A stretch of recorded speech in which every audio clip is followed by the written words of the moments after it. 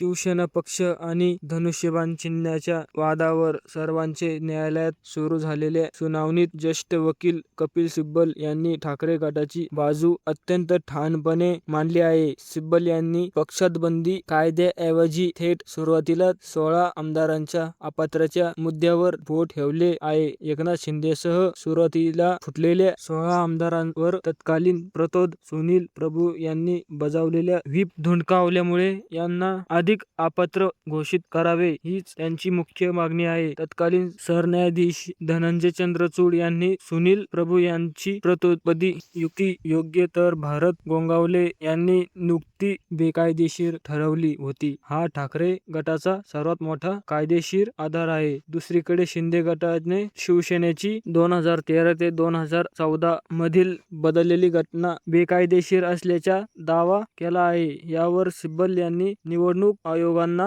ही घटना तपासून न पाहताच केवळ विधिमंडळातील आमदार खासदारांच्या बहुमताच्या आधारे निर्णय दिल्याचा युक्तिवाद केला. माजी सरन्यायाधीशांच्या टिप्पणीनुसार केवळ विधिमंडळ बहुमत पुरेसे असून पक्षाच्या संघटनात्मक बहुमताचा विचार होणे गरजेचे होते. या कायदेशीर पेच प्रसंगामुळे आणि ठाकरे गटाच्या भक्कम युक्तिवादामुळे शिंदे गटाकडे पुरेसे पुरावे नसल्याने ते तारखा मागत असल्याचा आरोप केला जात आहे. राज्यपाल, निवडणूक आयोग आणि अध्यक्षाच्या भूमिकेवर प्रश्न उपस्थित करत ठाकरे गटाने राष्ट्रवादी काँग्रेसप्रमाणे अंतिम निकालापर्यंत धनुष्यबाण चिन्हाचा वापर न्यायालयाच्या अधिक असण्याचे निर्देश द्यावेत किंवा हे चिन्ह गोठवावे अशी मागणी लावून धरली आहे.